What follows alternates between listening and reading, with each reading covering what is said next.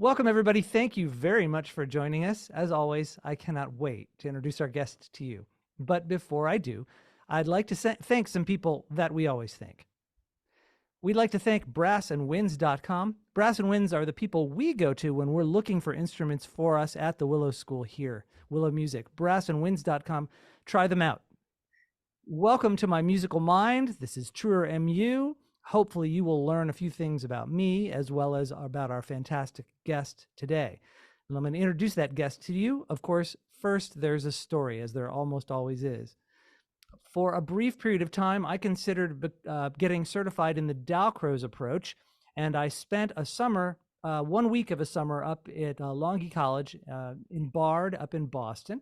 And there I worked with a number of wonderful teachers, and the one that interested me the most was a woman named Adrianna Ausch, who seemed to have an interest in many different things other than just music and education. And she stuck with me. I still have her materials and I still look over them from time to time. And it occurred to me, wow, I wonder if she'd like to be on our show. So let me give you a little background about Miss Ausch. Adrianna Ausch is a musician and educator who works at the intersection between music, movement, and art. She found in Dalcroze Eurythmics the space in which she could express her Renaissance approach to all arts. She received her master's degree in Dalcroze Eurythmics and the Dalcroze license at Longy School of Music. She holds a master's in vocal performance from Longy at Bard College and a master's degree in architecture and city planning from the Ioan Mincu University in Bucharest, Romania. Adrianna Ausch, please welcome to our show. Oh, thank you. Thank you. We're so glad to have you. If you wouldn't mind starting out just by telling us let's start at the beginning. How did you get here? How did you become a musician? Were you a child as a musician as a child? Yes. I started as, with French and piano at home when I was a kid in Romania.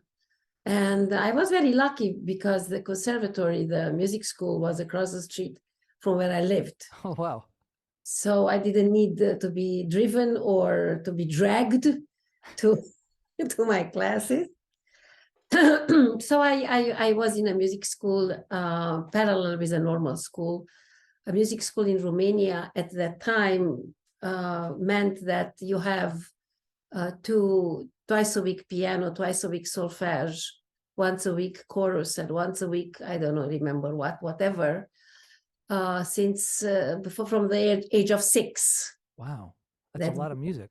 Yeah, it's a lot of music. Yes, it's a lot of practicing. And I was in the music school until I finished high school. But I hope you don't mind with a normal school, that was the other thing that I did. Yeah. Children here in the United States get so little music education unless it's paid for as private lessons. How is it that you were able to have so much music education from the age of 6? First of all, that I grew up in Romania. At the time, it was a communist country in which education is primarily free, and it was free.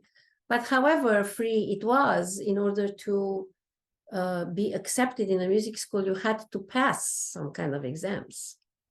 It was not like a community music school in which everybody is welcome. So it was a music school only for people who showed some kind of inclination toward music.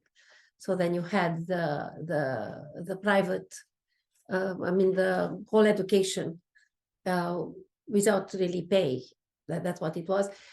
But on one hand, on the other hand, you had normal music in school from the first grade until I think 8th grade. We had music twice a week.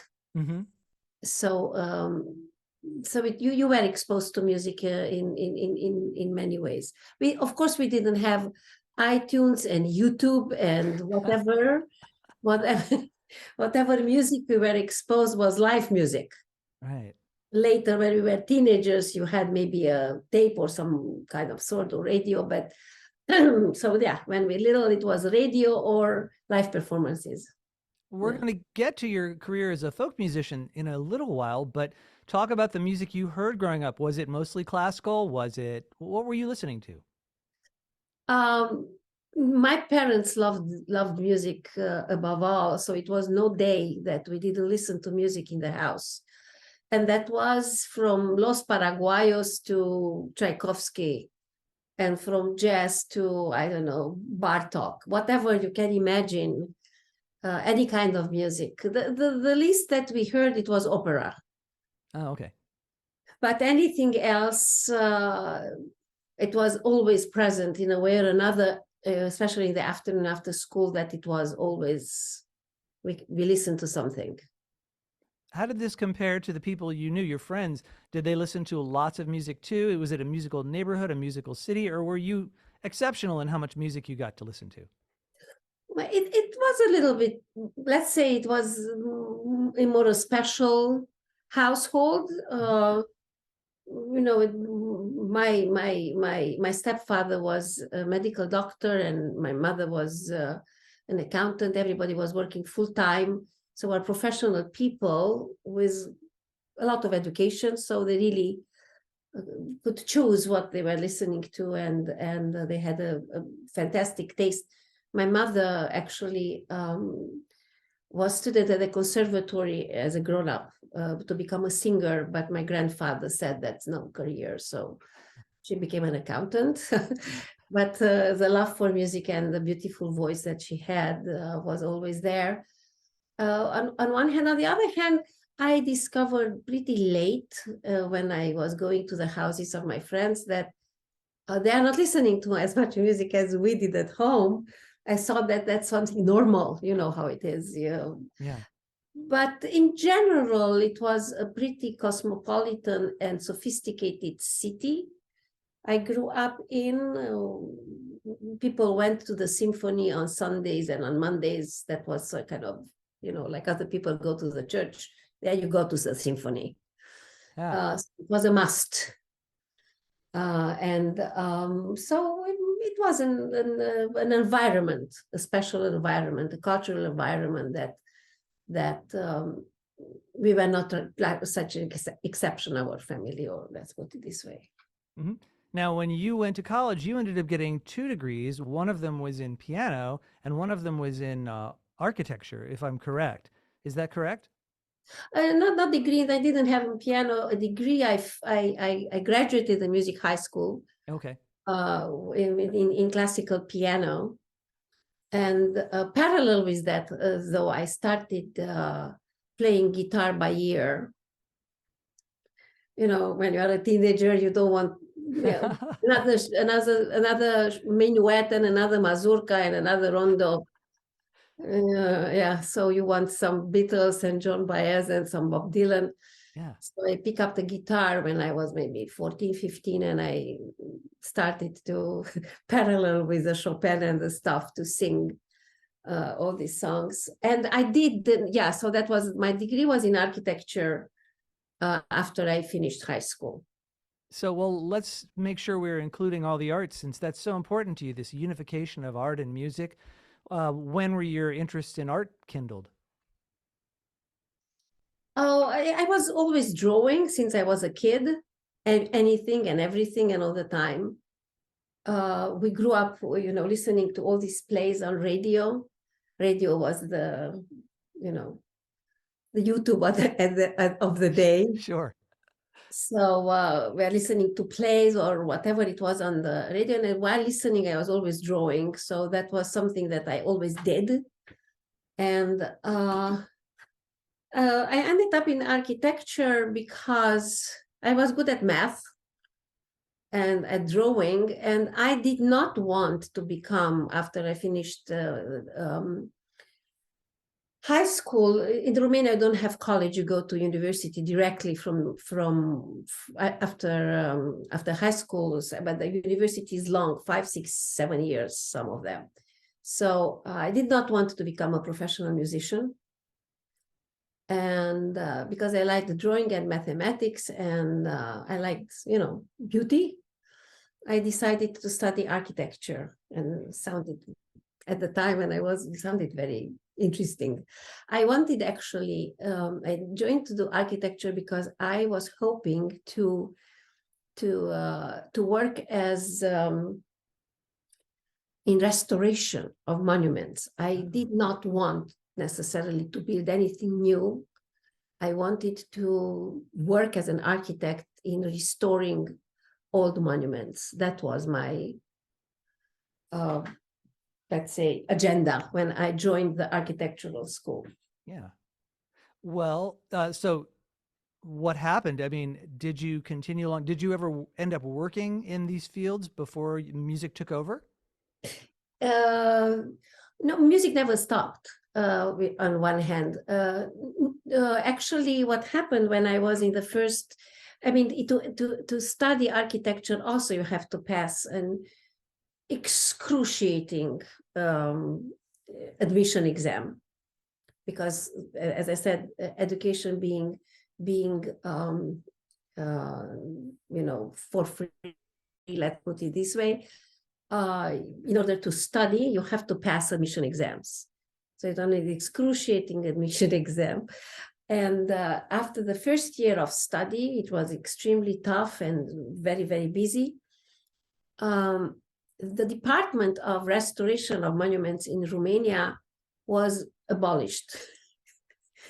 And I wanted to quit my school, and my poor father begged me not to, because he said, you were 50 people for one place for architectural school. It was, the competition was tremendous, and you entered and you want not to do what you want to do something else. Anyway, so I stick with it, and I did work as an architect in Romania and in Germany.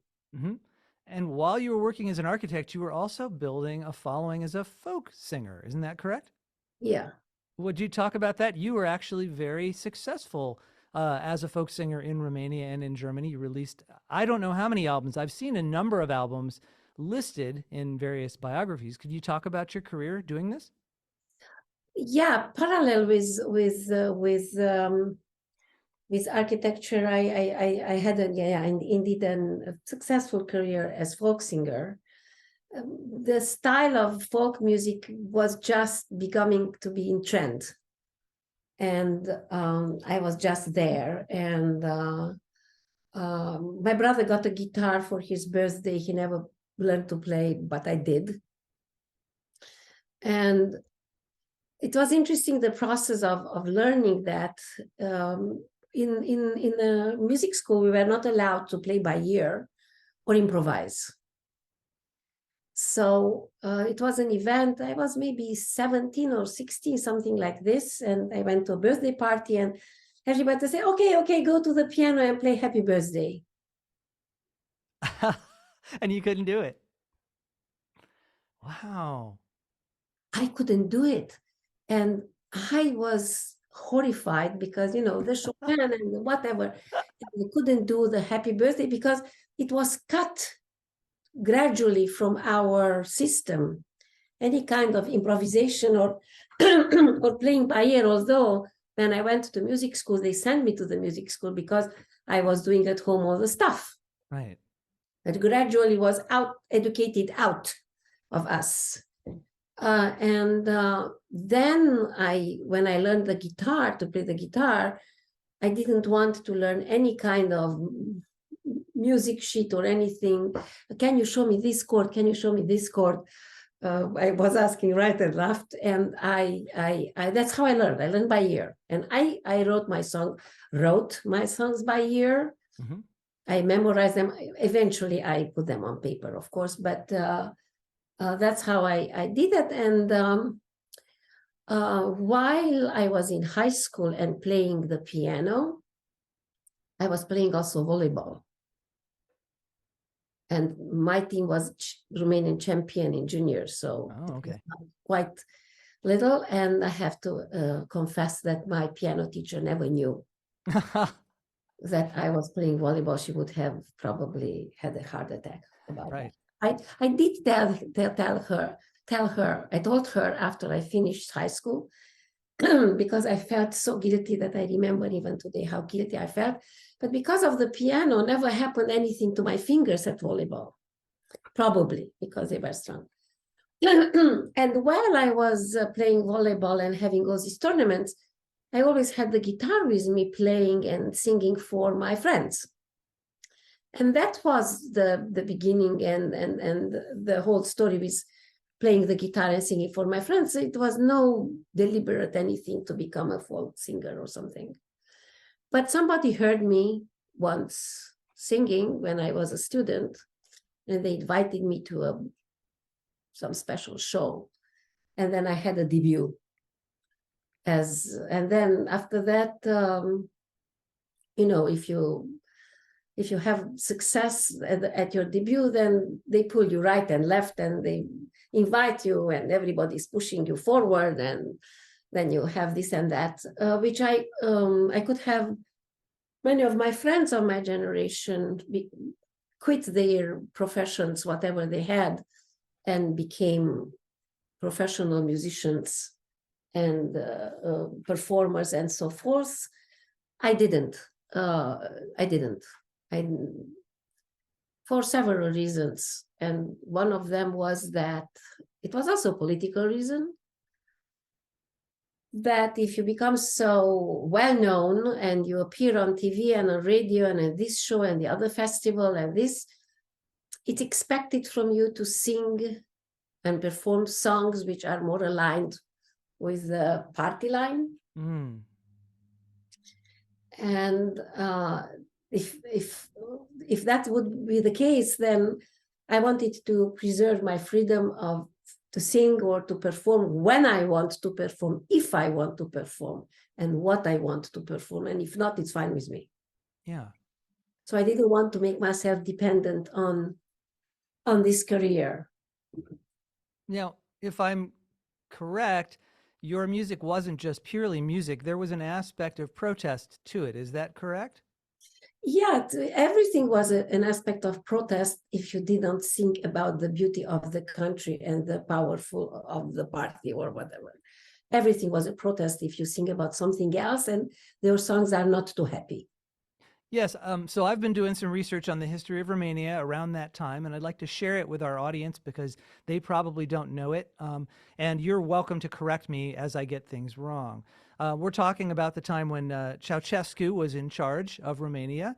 He had been in charge for, I think at that point, about 20 years. And he started off by being kind of a mixed bag, trying to show everyone he was liberal and at the same time being very totalitarian inside the country. After about 1977 or so, things got even more restrictive in Romania. And so in this way, there was some debts and austerity payments that needed to be made. So the country was plunged into a kind of a very dark time where people were really having a lot of trouble, and it was hard for them. And he was doing a cult of personality where he was trying to get everyone to love him all the time. So it was a very difficult time in Romania. Could you talk about that time and how music was a way of protesting? Those times that the end of the 70s, especially the 80s, were ferociously difficult. It's and I don't know if anybody can imagine it, because it was years of no food. Not that I didn't eat an orange or a banana. I didn't see an orange or a banana for years, maybe 15 years or 20 years, something like this. So it was tremendous shortage of food, of electricity, of fuel, you couldn't drive your car. It was forbidden to drive your private car in some point of time. Everything was rationed, worse than in a war. And in a war, at least you know that starts and ends sometimes. Yeah, but our situation seemed endless. And that was especially in the 80s, started in the late 70s, but in the 80s was really, really terrible. And beside the fact that you didn't have any kind of freedom, you couldn't travel outside the country. If you wanted to go to another country, even communist country, you had to have a passport, and you had to deserve to get a passport. If somebody said, no, you don't deserve to go anywhere, you didn't have a passport to go anywhere. And the restrictions was something that I don't think that not even my children can understand it. Although they somehow remember something from the stories, but living so many years in America, becomes a very blurry picture of what actually it was. But people died because of lack of medicine, lack of food, lack of heat for years. It was not a period, and it seemed endless. And so how was music a way to protest this? If you if you allow yourself to be broken and not to sing anymore, not paint anymore, not write anymore, not dance anymore, then who is the winner? The other side. So whatever act of beauty you can do in the front of such adversity and such inhumanity is an act of courage. And that's what I consider that some of us did, and it was important. And it was received that way as well. I don't know exactly, because we didn't have Facebook or Instagram to have a feedback or something. We did what we thought that we should do, and let me rephrase that question. Yeah. Bob Dylan and Joan Baez, they were over here, and what they were singing pretty clearly what they thought about the United States and about the policies of Vietnam and about, you know, the way people were treated here and about class differences. You knew that when people clapped for them, they were clapping for what they were saying. But I think your music was, as you were saying a little bit, you had to be more careful, much more careful.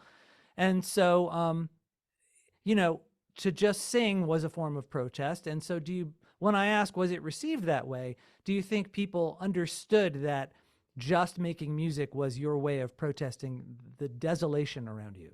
Yeah, and not only me.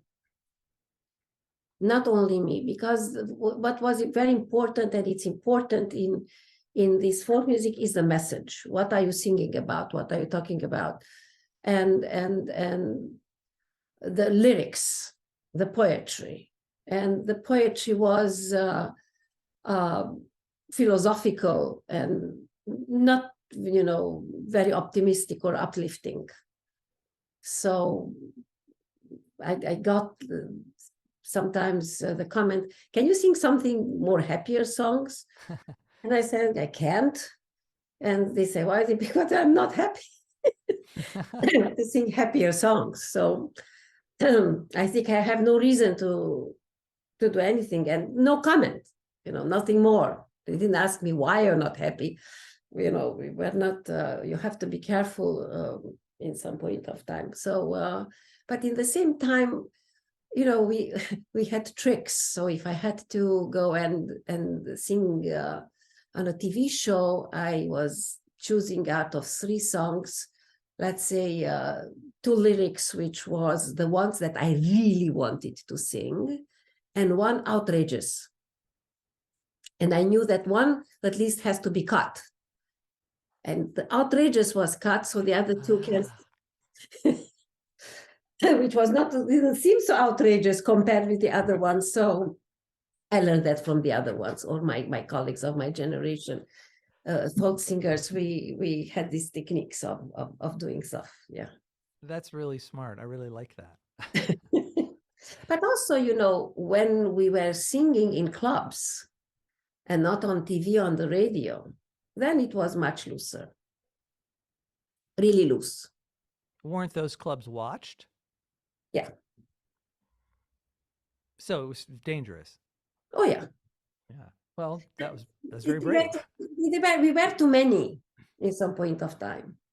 I see. We were too many. And on one hand, you know, you push the government was pushing a pedal, and the other one was letting. It was an interesting game, and we sort of kind of felt it. We were too young to understand it or to verbalize it at the time. We were, you know, too young to understand, but you felt it, and you knew that you are walking a thin line. Now, when I think back, I said, oh my God, we were really crazy. Yeah, because we didn't know. We were young and were much more courageous and didn't really know exactly what's going on or how dangerous it really was. Yeah. Now, looking back, I realize it was dangerous on one hand, and on the other hand, the world was so complicated. Nothing was black and white, and nothing is black and white. And you know, the good people could be bad people, and bad people could be good people, and the ones who are watching and observing you can be your friends, but in the same time they have to do that because they are pressed by circumstances or by, I don't know. It was a complicated world, a complicated life. So the Ceausescu regime came to a relatively sudden end in 1989 with a revolution. Where were you at that time? In Israel. Oh, can you talk about how you got to Israel? So I left Israel with my children. I already was having my two daughters, and I waited like 6 years to leave Romania to go to Israel until I got an approval for emigration. With my kids, it was a long, long wait and a difficult wait, and the time when you express the desire to leave your country, you become some kind of enemy of the people, and then you cannot appear in any kind of cultural setting and stuff like this. But I did, in this period when I did not sing, or I was not allowed to sing on publicly, I worked beside architecture. I was working as stage designer and costume designer in the theater in my hometown where actually I was working. So I did have some of the artistic life there. And yeah, so when the revolution happened, so-called revolution in Romania, I was in Israel. Oh, okay. Now, did you choose Israel because you're Jewish? Was this a right of return, or Yeah, did? Okay, all right. yes. And since you mentioned that you were a theater designer, what was the state of plays in Romania at the time? Was it just like music, where there was a subtext that people kind of understood, but you couldn't say things directly? A lot of subtext, Oh, a lot of subtext, and everybody just enjoyed it tremendously. Also, Romania is a place in which you have a huge amount of jokes, political jokes, dangerous jokes. yeah. And, you know, that's a other way of surviving is you try to make fun of everything what was possible to make fun of ourselves, of the situation, of whatever it was. So, you know, people have tremendous mechanisms to keep their sanity or their integrity in a way or another. You don't think that it's possible, but it is. So people are able to, through cultures, through art, through music, through jokes, through painting, people survive and keep their soul somehow sane. What's your relationship to Romania today?